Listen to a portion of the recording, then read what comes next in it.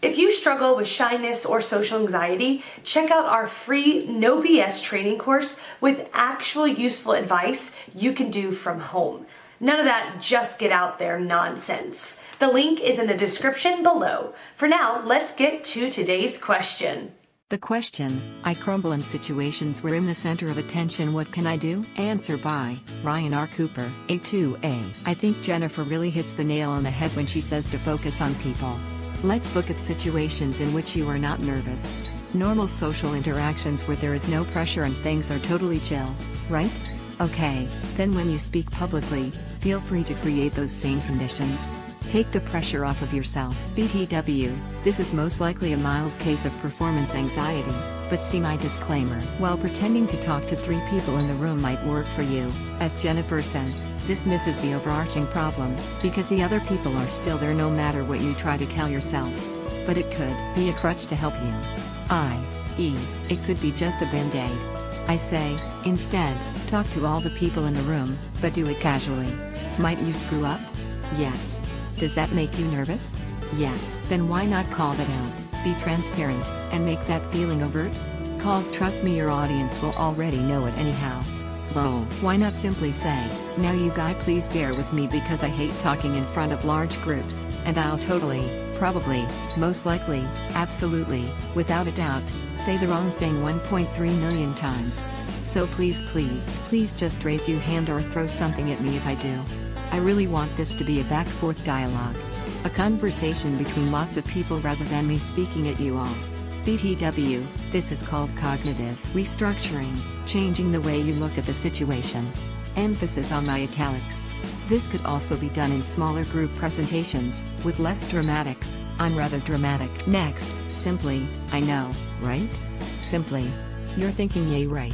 Start doing it, and not letting yourself back out of the situation.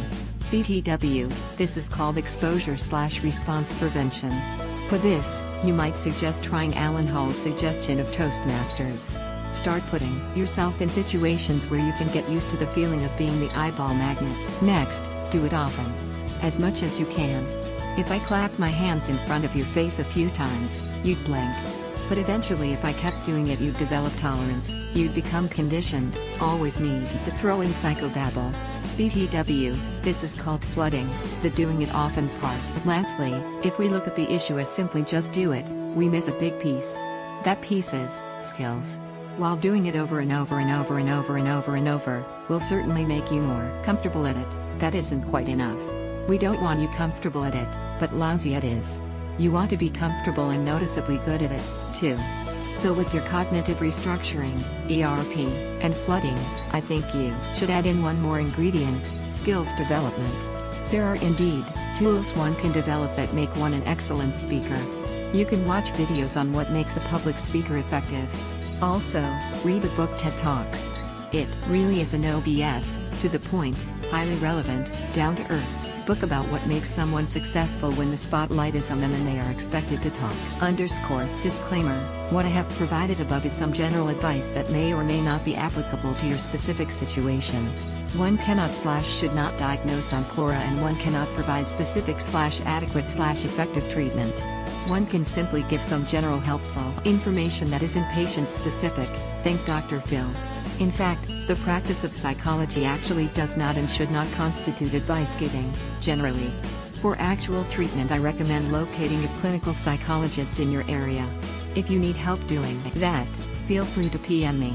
No patient/therapist relationship is created from exchanges on Quora. Answer by Merlin Caffarella. Me too. My best friend once asked me how to be able to give me a compliment, and I told him tell it to someone else. When I'm not there, I don't even like opening presents until people leave the room. Nonetheless, I have gotten more and more comfortable being in the spotlight, in small groups like you mentioned, not on stage, and here is my tip for you. Remember that the center of your attention is still upon the people you are interacting with. The tune may change but the dance has remained the same. All social interaction is like dance. Different tunes, different tempos, often one-on-one, or taking turns as the key actor while others support our movement, and then we support them in turn. The dance is best when you are truly genuine, and comfortable in your role, even if it's in the spotlight.